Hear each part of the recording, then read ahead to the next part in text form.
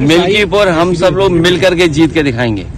Sir आपने कहा था ऐतिहासिक चुनाव होगा, तो क्या कुछ ऐतिहासिक, मतलब अभी सारे बहुत बाई पोल्स हुए, ये वाला सबसे ऐतिहासिक? मिल्कीपुर का इकलौता चुनाव है। भारतीय जनता पार्टी ने अपनी पुलिस आगे कर दी है, एसओ-सीओ को निर्देश दे दिए हैं, डीएम एसपी पूरा इशारे पे लखनऊ के चल रहे हैं। वहां की आम जनता कह रही है, आम लोग, और आप भी जब गए होंगे, आपके सहयोगी गए होंगे, तो वो यही कह रही है जनता कि निष्पक्ष चुनाव होगा तो ऐतिहासिक जीत समाजवादी पार्टी की होने जा रही है। वो बचाना चाहते हैं बेईमानी से, जो उन्होंने बेईमानी बाई इलेक्शन में देखी। कहीं ये सोच सकते हैं कि लोकतंत्र में पुलिस को आगे करके वोट डलवा दें?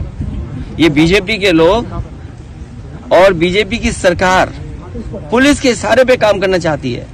हमें कहीं से डेटा मिला था और उस डेटे को मैंने ग्राफ में कन्वर्ट कर करके मैंने ट्वीट कर दिया, सोशल मीडिया पे डाल दिया।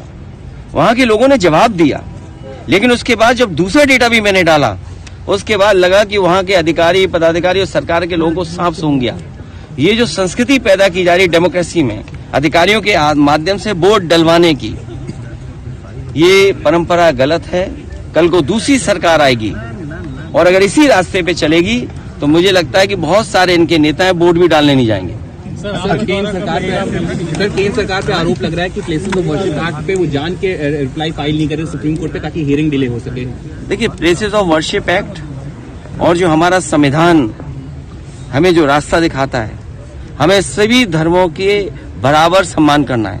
पंथ निरपेक्ष, सोशलिस्ट, ये देश तभी है जब हम सब धर्मों का सम्मान करें, और यही हमारे संविधान की मंशा है कि हम सब धर्मों का सम्मान करें। लेकिन भारतीय जनता पार्टी कुछ न कुछ ऐसा काम समय समय पे करती है जिससे समाज में नफरत फैले, क्योंकि उन्हें बेरोजगारी पे चर्चा नहीं करनी, महंगाई पे चर्चा नहीं करनी, जो दुनिया में हमारे देश की बदनामी हो रही है उस पर चर्चा नहीं करनी, जो आर्थिक स्थिति आज है, आपका रुपया कहाँ पहुंच जा रहा है, बड़े पैमाने पे बेरोजगारी है, उस पर वो चर्चा नहीं करना चाहते हैं। और इन पर तो कोई ठोस बड़ा काम भी नहीं है जो दिखा सकें और जनता को बता सकें कि हाँ, ये उनकी सरकार में काम हुआ है जिसकी वजह से जीवन में बदलाव आया है लोगों के। दिल्ली चुनाव चरम पर है, आप कब जाएंगे, क्या होने वाला है? दिल्ली में हमारा समर्थन आपको है, इसका मतलब ये मत निकालिए कि हम कांग्रेस के विरोध में हैं। सर बीजेपी लगातार इंडिया गठबंधन उसी के साथ खड़ा है जो भारतीय जनता पार्टी को हरा रहा है। देखिए, उन बातों पर चर्चा नहीं करनी चाहिए। अभी अमेरिका ने जो फैसला लिया है कि जन्म से आपको नागरिकता नहीं मिलेगी, तो सोचिए कितने भारतीयों को वापस आना पड़ेगा जो पीढ़ी दर पीढ़ी वहां रहते रहे हैं। अगर कहीं ऐसा फैसला हो गया कि अमेरिका में रहने वाले भारतीय वापस आएंगे, तो ये सरकार क्या करेगी? उसमें क्या कर रही है सरकार? चलो भैया, हो गया। ये बड़ा सवाल है जो आने वाले समय में बहस का मुद्दा बनेगा। इसलिए जो देश के सवाल हैं, असली सवाल है किसान की आय दोगुनी क्यों नहीं हुई, बेरोजगारों को रोजगार मिला कि नहीं मिला, जो फौज में भर्ती हो रही है आधी अधूरी नौकरी वाली, समाजवादी लोग कभी स्वीकार नहीं कर सकते। ठीक। तो ये तमाम सवाल हैं जिन पर कोई चर्चा नहीं कर रहे हैं। और सबसे बड़ा सवाल तो उत्तर प्रदेश में आया कि भ्रष्टाचार चरम सीमा पर है।